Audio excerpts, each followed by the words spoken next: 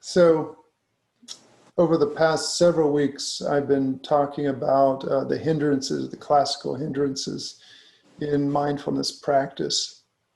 And the first hindrance, just to review, was desire or attachment. Second, aversion or anger, aggression. Third, which we covered last week, sloth and torpor, that sluggishness of mind and body. And this week's topic, I think, is probably very relevant for these times. It's on restlessness and worry. And so often these hindrances are spoken or written about in the context of meditation practice. So everything I say today, of course, can be applied to your meditation practice, but also I'd like you to think about or consider how these forms, restlessness and worry, show up in your own life, because meditation is not necessarily separate from your own life. So one aspect of getting to work with the restlessness of the mind and body is simply knowing.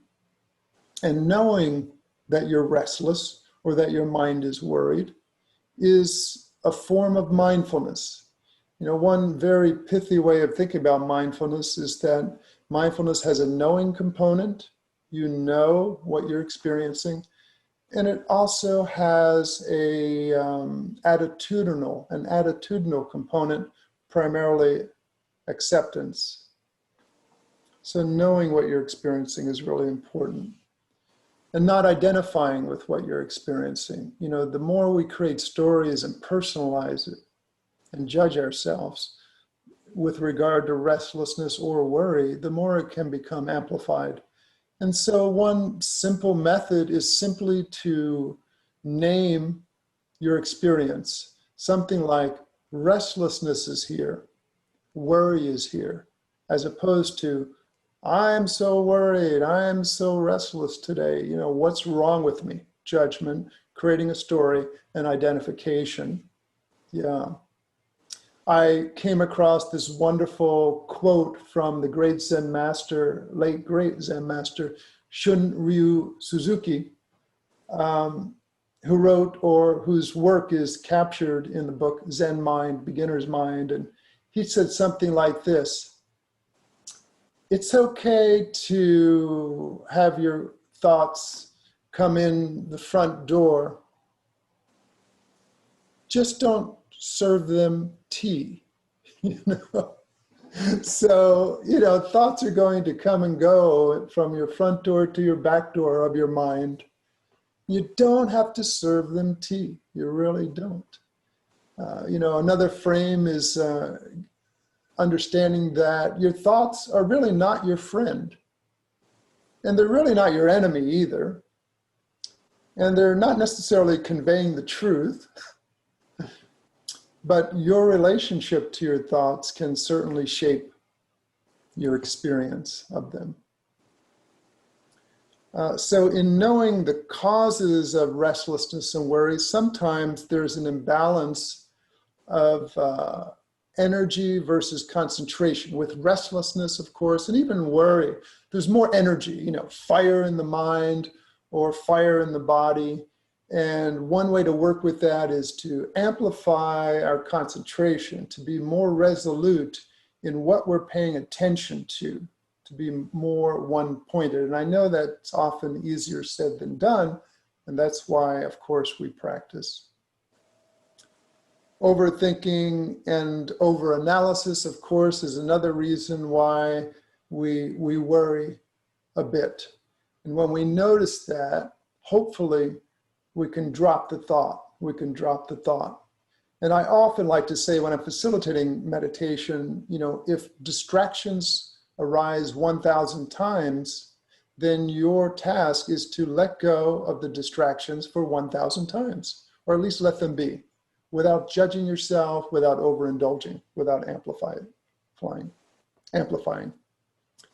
Also, restlessness and worry, and this is very apropos for these times, can be amplified and exacerbated by over attention to toxic information, information overload. 2,600 years ago, in the time of the Buddha, he wasn't lecturing about emails and internet obsessive compulsive behavior. But now, it's not just we're listening to the complaints and negativity of our friendly village neighbor. We're listening and watching the whole world's woes. And so monitoring and guarding against that so that we don't water those seeds of obsession and worry and restlessness in our own minds, bodies, and heart. So, so important. As I'm saying these words, I notice that I have a little more passion about this because I spend quite a bit of time doing some research and play on the internet. So I have to guard against that. Otherwise, those seeds grow and they may not be the seeds I wish to grow inside of me. Sometimes also restlessness and worry can be connected to regret and self-criticism, dwelling in the past, especially in meditation sometimes. Past memories will arise. Even during this space created by the pandemic and the quarantine, I've noticed in my own mind, perhaps that applies to some of you, that I've had many, many past memories that I think probably would not have arisen were it not for the greater space created by the pandemic and the quarantine. And it's important to be really, really gentle and to recognize that whatever is arising there, even if it's at first met with restlessness or worry or criticism, whatever that might be, that these are opportunities to wake up and to soften and to create more acceptance and compassion. And so we might say that the first step is about knowing restlessness or worry is here in our meditation practice and in life. And a second step, if you want to use a linear format, is that of acceptance, which is sort of like an embrace, rather than pushing away. Accepting restlessness is here, worry is here, self-judgment, regret is here. And being connected to that in a way that's equanimous, even-minded, not biased. Equanimity is also important. You can think of that as a third step as you first move into mindful knowing and then accepting. We want to be able to relate to what's there with equanimity, not pushing it away, not judging, not thinking that somehow we need to be something different. And then a final step, if there is such a thing as a final step or another process to bring to the experience, is that of compassion. Being compassionate towards your own mind, body, and heart.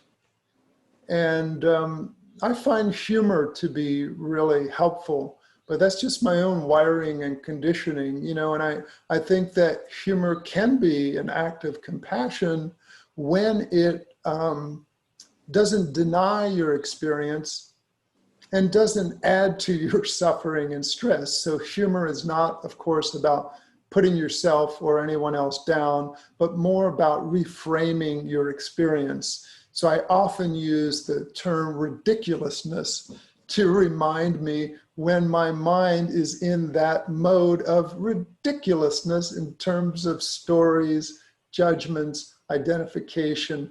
There goes that ridiculous mind, I don't have to personalize it on my better days. So we can play with a sense of humor to create a little bit of space, create a little space.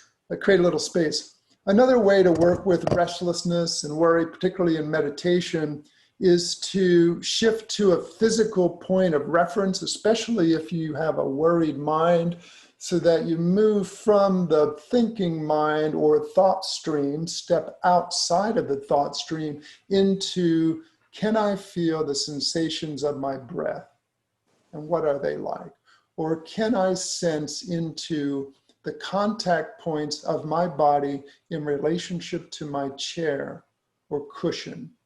And you stick with that for a while. So step outside of the thought stream, and that sensation reference can be internal, like with the breath, or external, like with your skin upon your chair or body upon your cushion. And sometimes it can help to remember that the seeds of peace, equanimity, compassion, serenity are within you, are within you. And that sometimes it's not about cultivating peace so much as letting go of what is interfering with peace.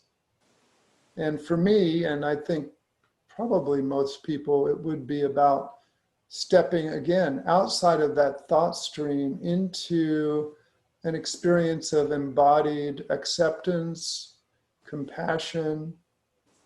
To me, it feels soft, it feels open. It's not necessarily relaxed. We have to watch what conditions we impose because the mind is filled with tricks. But I would say, as a primary process of shifting from the thought stream to the sensations with compassion, can be a way of supporting the embrace of our restlessness and worry. Other ways might be either literally, if your eyes are open, maybe you're working with another person, or internally bowing to your restlessness, honoring it, or smiling to your restlessness, acknowledging it so that it doesn't become an enemy, or your worry doesn't become an enemy. There are many conditions that have come into play to create our restlessness and worry. And at the same time, we can create other conditions that begin to disentangle us from our restlessness and worry. And equanimity doesn't have to look like stillness. Equanimity can be fidgety, because equanimity is really a state of the mind.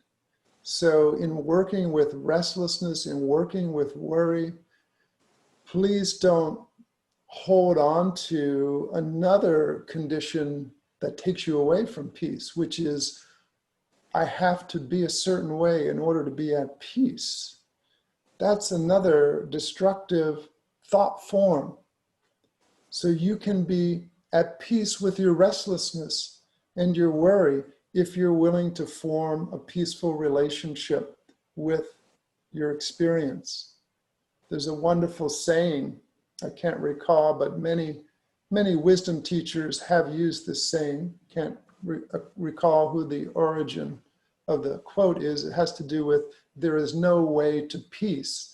Peace is the way. And I love that quote, because often we create conditions that say, conditions in our mind that tell us, I have to be a certain way to be at peace. Or to use a more global and popular current example, the world needs to be a certain way before I can be at peace.